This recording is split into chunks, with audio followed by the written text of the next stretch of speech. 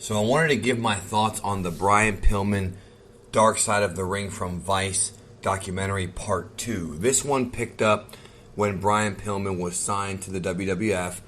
Right before that, though, or as he was getting signed, he got into this huge automobile wreck and he wound up injuring his foot. So this documentary kind of covers the last couple of years of Brian Pillman's life and the aftermath. And I gotta say that it was pretty sad seeing this again. Seeing Jim Cornette cry for only the second time on this documentary was something. And they really did what they could to explain on this documentary, that Pillman wasn't the same guy after the foot injury, after the leg injury. He just wasn't the same guy. And the Flying Brian that we had known all throughout the 90s was gone. I mean, he was gone at this point. Because not only was he unable to move as quick because of the foot pain, but also because of the fact that he was heavily on pain medication.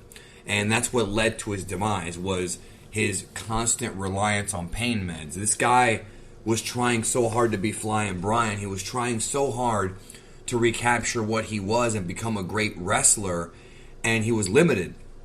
And a big portion of the documentary talks about how much pain he was in, the painkiller addiction, if you could even call it that, and also the fact that the WWF tried to do different things to get him, off of the ring, out of the ring. He did commentary. He saw it as a demotion. Jim Ross talks about that. Jim Ross talks about how he could be a commentator for many years and make a great living, and just doing commentary, which Pillman would have probably been great at. But he wanted to wrestle. He's one of those guys who wanted to wrestle.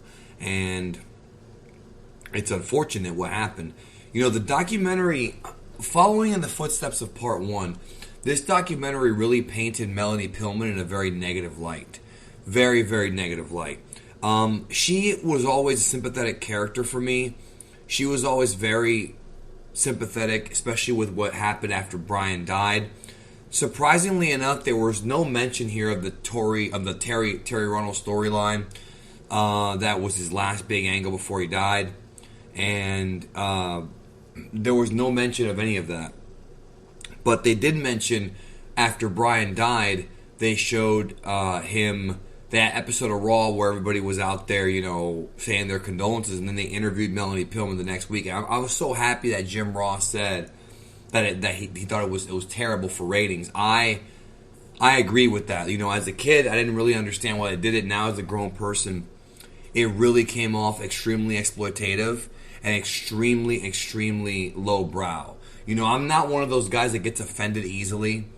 I'm not that guy. I never have been that guy. I understand entertainment is entertainment, but this woman's husband died literally a week prior to this episode of Raw, and they bring her on to ask her about pain medication, and she's on there crying. And Vince is trying to be serious, but it's like, dude, come on, man. Come on. And so before we get to Melanie Pillman, I want to just go back for a second. They talk about the gun angle, and they actually showed the clip from Livewire of Vince apologizing, which was kind of cool because I was surprised that they showed that clip. I really was surprised. And I was glad they talked about the gun angle, and there was some stuff they left out that wasn't too important, like the matches they were going to build up between Austin and Pillman that never happened, like at the King of the Ring 97, but that's not really important. That's more so like wrestling nerd stuff, not really about his life. But back to Melanie Pillman. So, after Brian died, they said in the documentary that Melanie also fell into addiction and substances. She mistreated Brian Pillman's children, including Brian Pillman Jr. She, according to what they said, it was almost like she would take the royalty checks that WWF was sending her, after the death of Brian Pillman, and just using them on herself. And when you combine that with what was said in the first part of the documentary, Melanie Pillman probably has a lot of guilt and a lot of remorse for some of the things she did back then. Now, granted, I do believe that people can change and improve, and I would like to think that she has. I don't know the woman, but I would like to hope so. And the documentary implied that she did, but I had no idea about any of that stuff. Like how abusive she was to Brian's kids, and how just selfish she was. prior to or not prior to, after the death of Brian Pillman. Now, the good news is that the last maybe 15 minutes, last 10 minutes of the documentary do have a bit of a positive spin, in the sense of they talk about how Brian Pillman Jr. wants to be a wrestler, and he talks about that picture of him and his dad, how he looks at that picture and makes him want to have a son, and he talks about how, he did eventually make up with Melanie Pillman. Him and Melanie Pillman did resolve it. They actually show them together here in the documentary, and that was a good thing to see, because it really was implied that she was terrible. Brian Pillman's daughter talked about how they never saw a single penny of any of the royalties that WWF sent.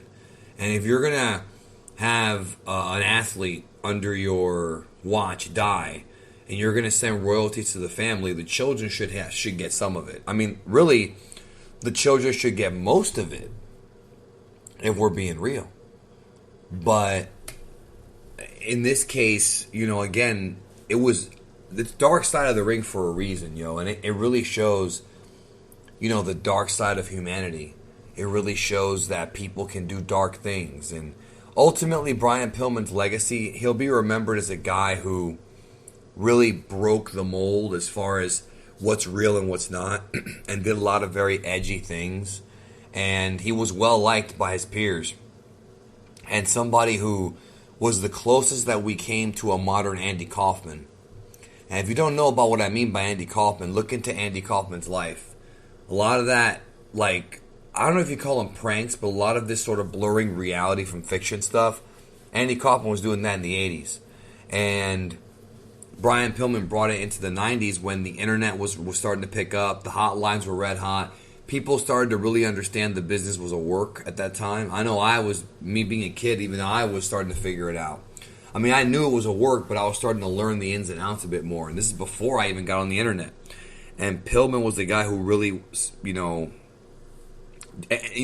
was a guy who in some ways may have hurt the credibility of the business as far as the kayfabe perspective went, but he did it in order to get himself a bigger prominent role as a star. He wanted to be a real star to eventually go back to WCW, or maybe even stay in WWF had they offered him what he wanted.